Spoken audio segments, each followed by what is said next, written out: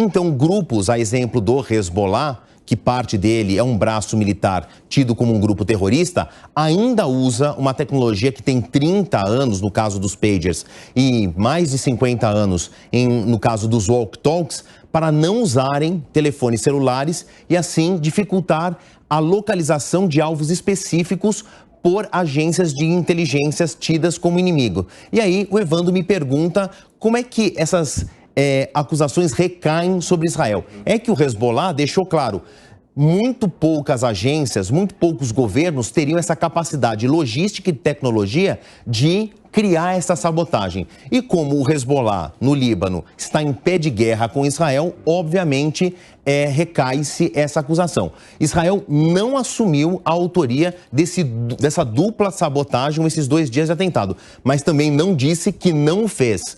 Quem disse foi os Estados Unidos, que vieram a público dizer, não tenho nada a ver com isso.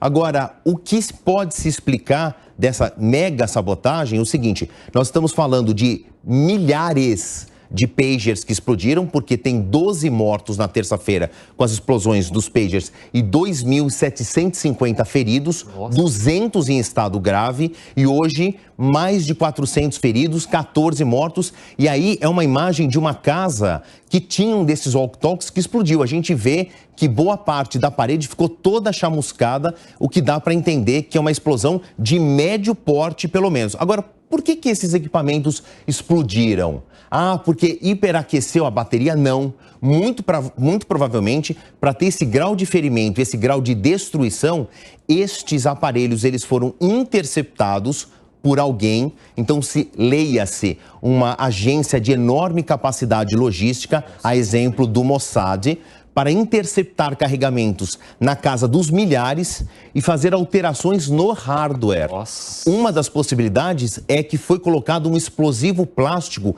cerca de 14 gramas já seria o suficiente para um determinado tipo de explosivo plástico para fazer esse tipo de estrago.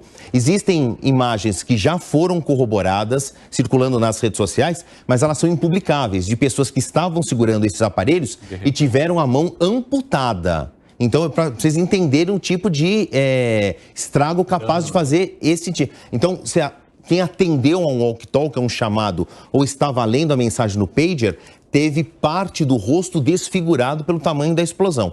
Então, uma agência, supostamente, essa é a linha de investigação ou de suposição mais sólida, que houve a interceptação desses hardwares, houve uma alteração no equipamento para implementação de um explosivo plástico que ou foi acionado pelo calor da bateria ou foi acionado por um tipo de raio, um tipo de onda específico que fez essa detonação.